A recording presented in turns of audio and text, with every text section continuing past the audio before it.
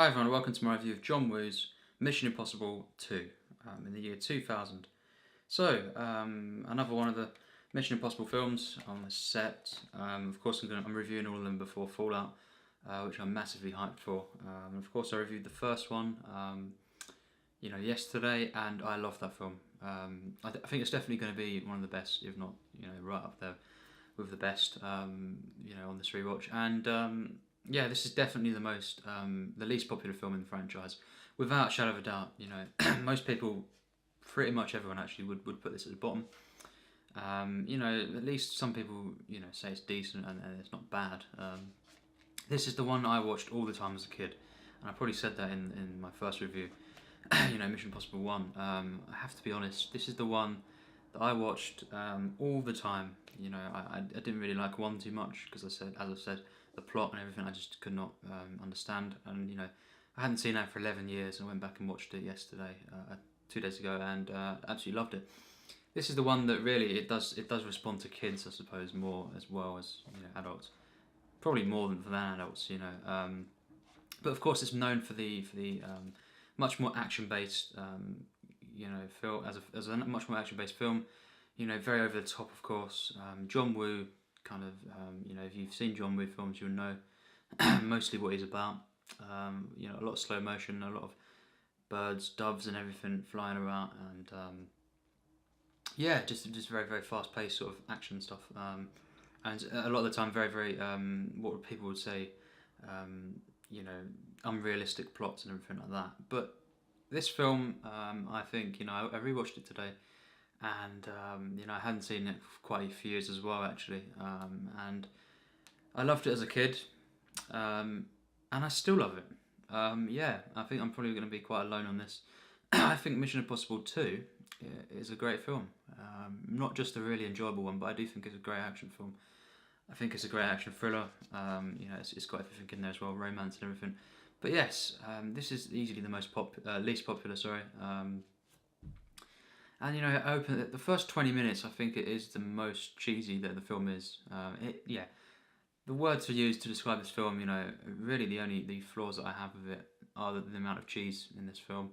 Very, very campy and cheesy, and not that that's always a bad thing, but I think the first 20 minutes, we'll get out of the way of the flaws. The first 20 minutes has got massive helpings of it, and it has just a couple of moments a bit too much for it to actually be meaningful. But it's still fun and everything, and fast paced, kind of high energy and everything.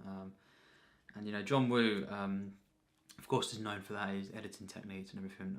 But the opening scene, I think, was really really good in the plane, and then it kind of does like this Die Another Day kind of speed up.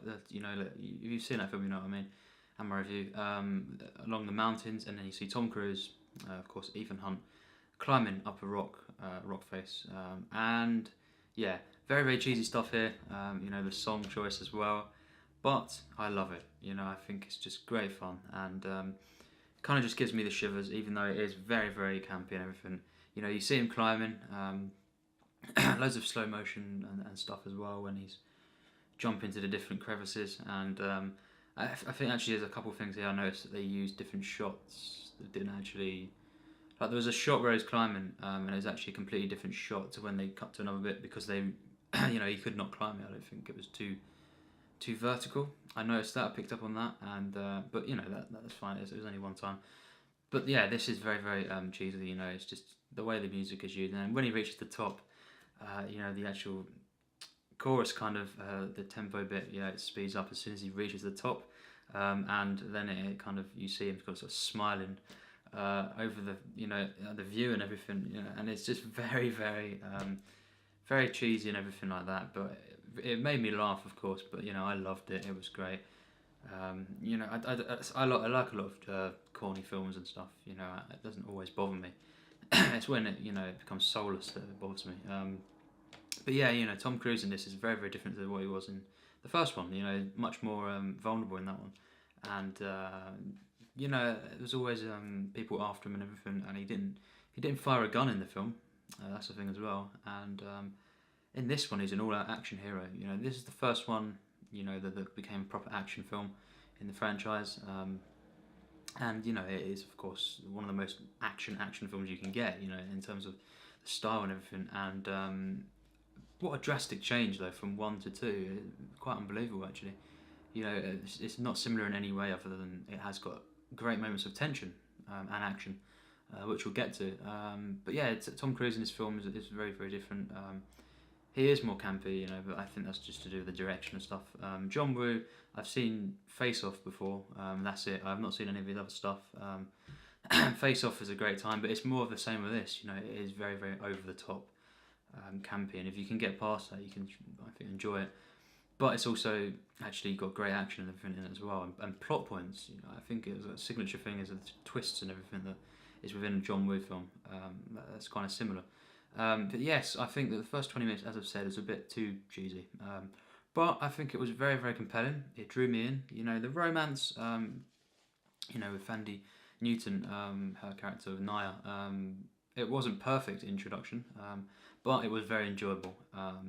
At this point, I think the film was very good still. It wasn't great. After the 20-minute mark, I think it actually picked up a lot, and it just kept getting better and better, really.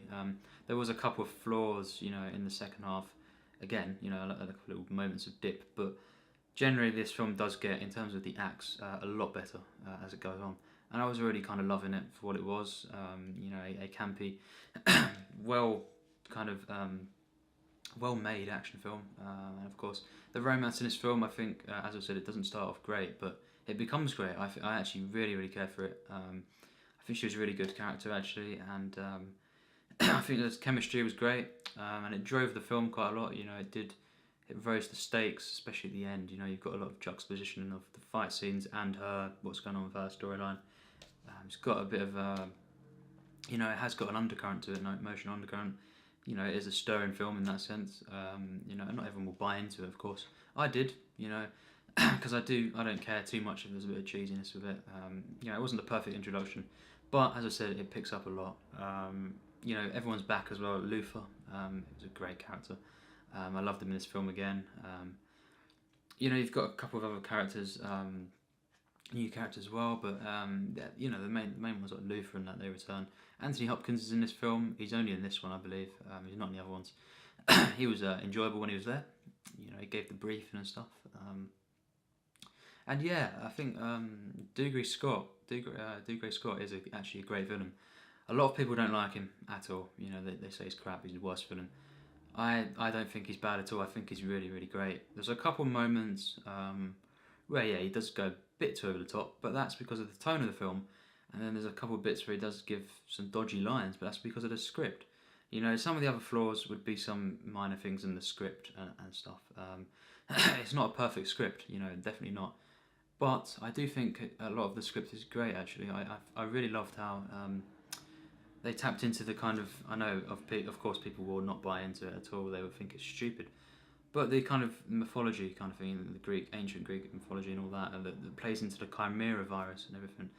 And you know, the basic plot of the film is the fact that this is a virus that they've got to destroy. And in order to do that, Tom Cruise has to recruit this Naya character.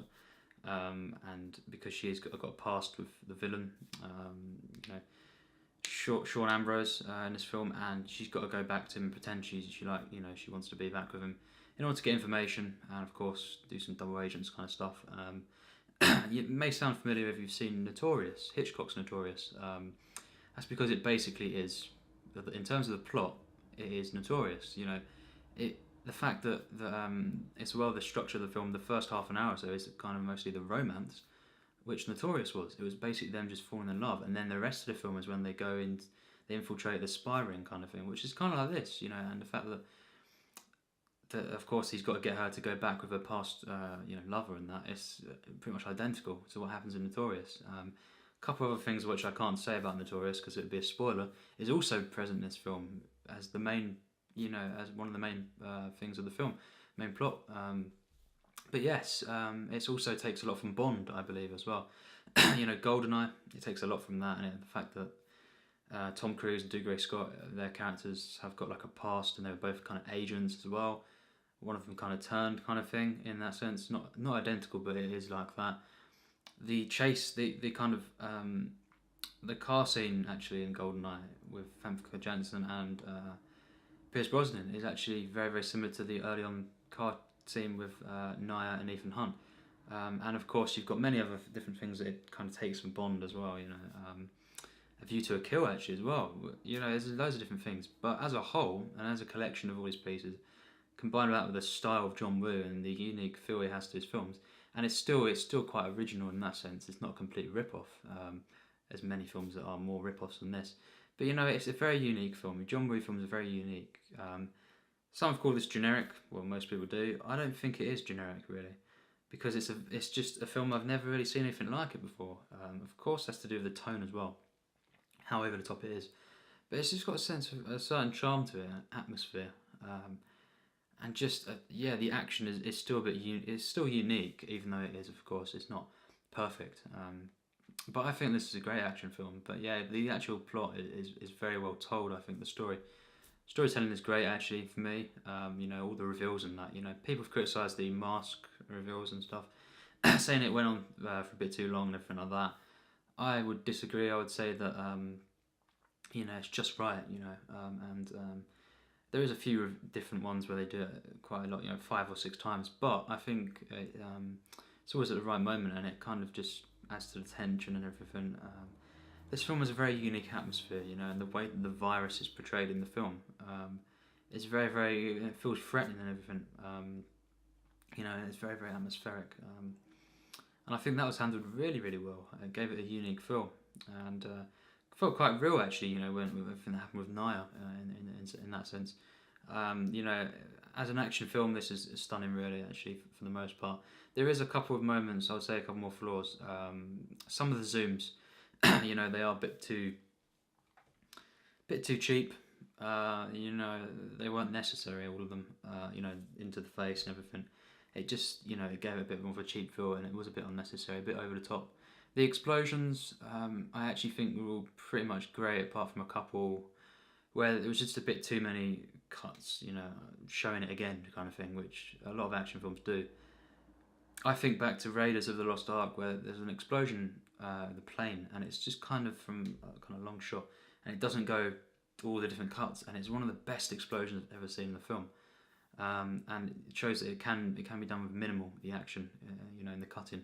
And this one, it does go a bit too much with the explosions at points, but at times as well, it is very thrilling and looks stunning. This film visually is stunning, actually. There's a bit of green screening that isn't, that's too great early on, but generally I think this is great visuals. Cinematography is great for the most part, apart from them zooms, as I said. The lighting is great, actually. The colours. The way that Tom Cruise and everyone are kind of in, way they kind of move about in the different scenes where the fire and everything is there, is really, really great. Some great visual storytelling. Of course, a couple of them bits are a bit too campy, but I can forgive that. But yes, I think to be honest, I think none of these films are bad. And Mission Impossible 2 gets a lot of hate. I actually think it's a great film, and if you feel that, tell me in the comments, because I'll be very surprised. Because I think I'm kind of on my own with this. It's not perfect at all. It's nowhere near as good as the first, for sure. And it probably will be. It's probably the worst or the second worst of the franchise. But it is. It's another great film for me. I think it's got some flaws, as I've said. But every act kind of it gets better and better than the previous. I think the action is for the most part stunning. The slow motion and the overcutting, it goes a bit too far at times, for sure. But it kind of it has such a sense of charm and heart actually to the film. It means well. John Woo directs the film really, really well actually. All the lighting and everything is great. The editing at times is pretty stunning actually, but other times it's a bit cheap and a bit too much. The tone of the film actually is not inconsistent. I wouldn't say at all. I'd say it is a campy tone throughout, and it's it is. Some people call it serious. I wouldn't quite say that. It's got its dark moments, but it's more light-hearted, I would say, than really any of the others. You could say, and it's consistent in that sense throughout the film. But then it does allow itself to go a bit darker and a bit more emotional at times. I think the romance is great. The performances were great, apart from You know, the other side character that comes in you know, with Luther, he wasn't great, but he was just minor. And you know, the first 20 minutes weren't quite great. But really, the rest of the film was. It was just high octane, full of energy. You know, and I always praise films that are full of energy because that's one of the hardest things to actually do when you make a film. You know, a lot of films feel flat and everything, and this one just is full of energy in every frame. Really, yes, it goes a bit too much at times, but for the most part, it does remain consistent in that sense. I think that the plot is really unfolds really well. There's some great storytelling here. I love the kind of double agent stuff that goes on. I love a lot of the exposition actually. There's a couple of lines here and there, you know, that are pretty crap. You know, it's not mission difficult, it's mission impossible. Bits like that. And you know, there's a bit where he says, Dougray Scott says something like, to make me a lot of money. And the way he said it was a bit, you know, but so really just the flaws I'd give overall would be some minor things in the script here and there. You know, some of the editing at times takes away from what could have been even better because the stunt work is impeccable actually in this film. The only flaws in the action, and it's not throughout too much, is some of the slow-mo and all that sort of stuff, which is editing of course. It's not the actual cinematography, and there's some of the zooms, which is the cinematography. But you know, they're minor things that aren't don't appear too much actually. And of course, you have to mention the Hans Zimmer score is just wonderful. You know, it's beautiful at times, but it's always so epic. You know, it just moves the film so well, and it's kind of actually, you know, the Dark Knight trilogy. You know, the way that the before different segments of the film, you know, in the briefing scenes and stuff, it has that kind of that music, the building music in that sense, the building tension, and it's prevalent here. You know, of course, nothing comparable there. I'm not saying that knocks this out of the park, but you know, it's that kind of thing. It's kind of you can see already Hans Zimmer kind of doing this sort of thing with his scoring, and the score is just so good in this film. I would say that this is the best Mission Impossible soundtrack probably. It's just amazing, and Injection, the track Injection, check that out because that is stunning. Really wonderful stuff here. You know, the theme isn't quite as the theme, the way that is in this film is not quite as good as the first, but it's still pretty epic. So yeah, the score was wonderful. So overall, I think I'd have to give this film a 94%.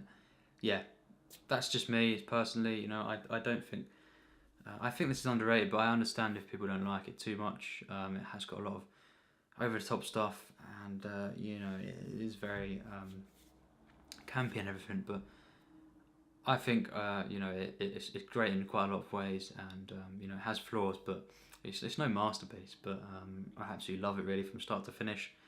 I think it's just a really amazingly crafted action kind of thriller romance that is full of energy, and you know, it's actually really well told in the story, visual storytelling, and just the way that the plot unfolds, the different twists and everything.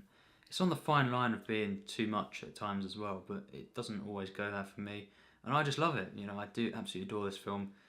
You know, it has flaws, but you know, as I've said, I don't think it's going to be. I mean, it's not, you know, this and Free, I think, are the ones that people don't like quite as much overall. We'll see what Free's like because I haven't seen that in a while as well. But I remember always liking 2 more than 3 as well. But who knows, you know. We'll review that next. And of course, thanks for watching my review. Yeah, an unexpected score, but that's just me. I do love this film, but I understand if people don't like it as much as the rest because, you know, it's a franchise that's full of great films, you know, and you know, the standards set very high from the first one, of course, which for me will probably still remain one of the absolute best, if not the best, until Fallout, which I think could quite overtake it from what I've heard, you know, the hype and everything. But yes, Mission Impossible 2, John Woo 2000. Thanks for watching.